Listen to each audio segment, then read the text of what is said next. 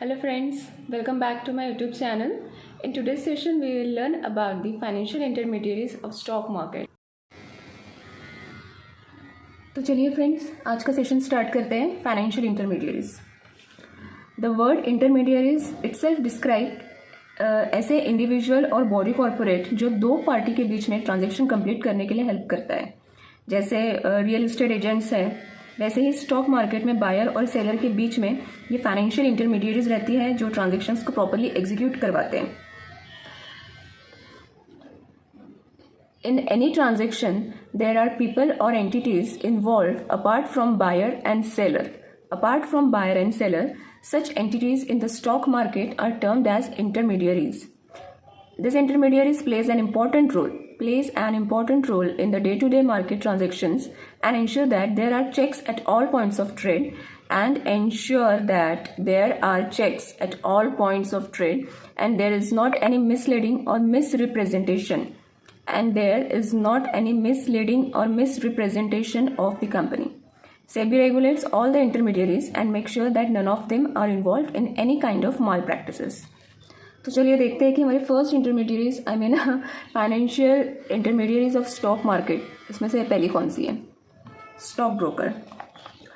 Stock market में orders directly place नहीं कर सकते हैं. ये ट्रांजैक्शंस ब्रोकर के थ्रू एग्जीक्यूट किया जाता है और ये ब्रोकर्स जो भी है ये सेबी के अंडर रजिस्टर रहते हैं. जैसे जीरोदा है, एंजल वन है, जिनके पास में हम लोग डीमैट अकाउंट ओपन करते हैं, जिनके थ्रू शेयर्स बाय और सेल होते हैं, उसे कहा जाता है स्टॉक ब्रोकर. तो चलिए देखते हैं स्लाइड में क्या है.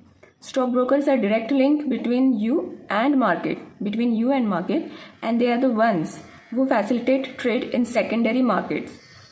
You can place an order with any SEBI registered broker such as Paytm Money because you cannot directly place an order in the market. You need to transfer money to your broker in order to buy or sell shares. अब जैसे जीरोदा में अगर account open किया है demat, तो उसमें एक option रहता है कि ये जो डीमैट है इसको आप आपके बैंक अकाउंट से लिंक करो ताकि कुछ अमाउंट उसमें ट्रांसफ़र हो और उसके बाद में ही इसमें बाय और सेल ये ट्रांजेक्शन ट्रेड कर सकते हैं. And the broker ensure that trade is executed and you receive the said shares. देखिए फ्रेंड्स, ये स्लाइड में भी बताया है. जैसे ये बायर है, ये सेलर है और ये है स्टॉक ब्रोकर, जीरोदा या फिर एंजल वन. स्टॉक ब्रोकर्स कौन कौन से? जीरोदा है, एंजल वन है, ग्रो है और भी है बहुत सारे, बट मैंने ये 3 मेंशन किए हैं इसमें. अब देखते हैं डिपॉजिटरी. डिपॉजिटरी जब आप वर्ड्स प्रोनाउंस करते हो तो आपके माइंड में क्या आता है? Depository, deposits. बैंक में हम लोग सेविंग या करंट या वॉटेवर जो भी अकाउंट होता है उसमें जिस तरह से पैसे डिपॉजिट करते हैं, जमा करते हैं, वैसे ही डिपॉजिटरी ये इन्वेस्टर के पास कितने शेयर्स हैं उन सब का रिकॉर्ड मेंटेन करती है. आई थिंक 1992 के पहले शेयर्स ये फिजिकल फॉर्मेट में मेंटेन किए जाते थे. अब फिजिकल फॉर्मेट क्या होता है ये हम लोग देखते हैं. इट मीन्स कंपनी ने एक पेपर में मेंशन किया होता था कि इन्वेस्टर कितने शेयर्स होल्ड करता है और ये डॉक्यूमेंट और ये जो एक्चुअल जो डॉक्यूमेंट होता था ये हैंड ओवर किया जाता था इन्वेस्टर को. बट आफ्टर 1992 शेयर्स ये इलेक्ट्रॉनिक फॉर्म में मेंटेन होने लगे. मतलब कि शेयर्स इन्वेस्टर्स को एक्चुअली देने के बजाय इन्वेस्टर के डीमैट अकाउंट में रिफ्लेक्ट होने लगे. डिपॉजिटरी का रोल है कि ये फिजिकल शेयर्स को कन्वर्ट करता है. डिपॉजिटरी का रोल है कि ये फिजिकल शेयर्स को कन्वर्ट करता है डिजिटल फॉर्मेट में. और ये जो प्रोसेस होती है conversion of physical shares into digital format, मतलब कि इलेक्ट्रॉनिक फॉर्मेट, इसे ही कहा जाता है dematerialisation of shares. And after that depository ये जो डीमटेरियलाइज शेयर्स है इसे ट्रांसफ़र करती है इन्वेस्टर के डीमैट अकाउंट में. अब ये जो डिपॉजिटरी है ये डायरेक्टली एक्ट नहीं करती है बिटवीन कंपनीज एंड इन्वेस्टर. अभी डिपॉजिटरी के भी कुछ इंटरमीडियरीज है जो ये ट्रांजेक्शन्स एग्जीक्यूट करते हैं, जिसे हम लोग डिपॉजिटरी इंटरमीडियरीज कहते हैं, जिसे हम लोग डिपॉजिटरी पार्टिसिपेंट्स कहते हैं. अब डिपॉजिटरी पार्टिसिपेंट्स भी 2 टाइप के होते हैं. एक तो होता है CDSL और एक है NSDL. CDSL का फुल फॉर्म है central depository services India limited. It is the largest depository in India in terms of demat account. और नेक्स्ट है NSDL, national securities depository limited. ये इंडिया की फर्स्ट डिपॉजिटरी है. तो ये स्लाइड हम रीड कर लेते हैं. Depository hold all the records and share certificates of every investor in dematerialised and in fragile form.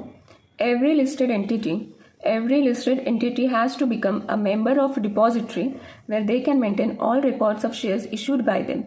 Depositories are regulated by SEBI, and the depositories ensure that the regulator has information about all the shareholders of listed companies.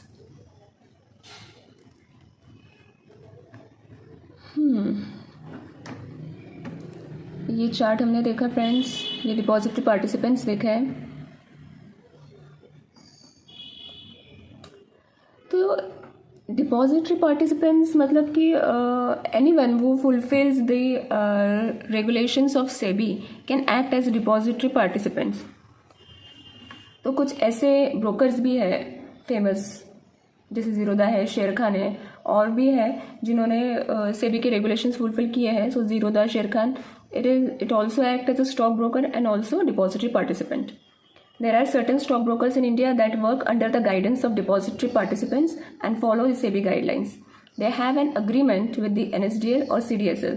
Some of the well-known DPs are Sher Khan, Zerodha, India Infoline, Angel Broking, etc.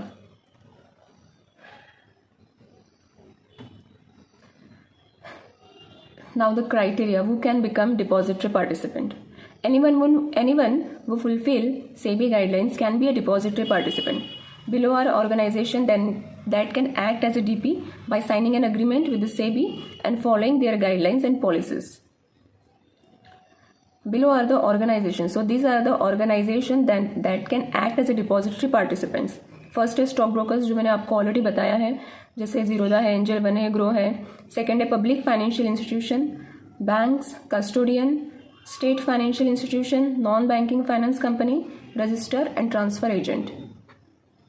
अब देखते हैं clearing corporation, ये भी एक financial intermediaries है। Clearing corporation जैसे कि ये सेलर है, ए को 500 शेयर सेल करने हैं, बी ये बायर है, अब बी को भी 500 शेयर्स चाहिए, तो इन दोनों के बीच का जो ट्रांजैक्शन है वो प्रॉपरली बाय और सेल का जो स्पेसिफिकली ट्रांजैक्शन है वो ये क्लियरिंग कॉरपोरेशन होल्ड करती है। या फिर ए को सेल करना है 500 शेयर्स,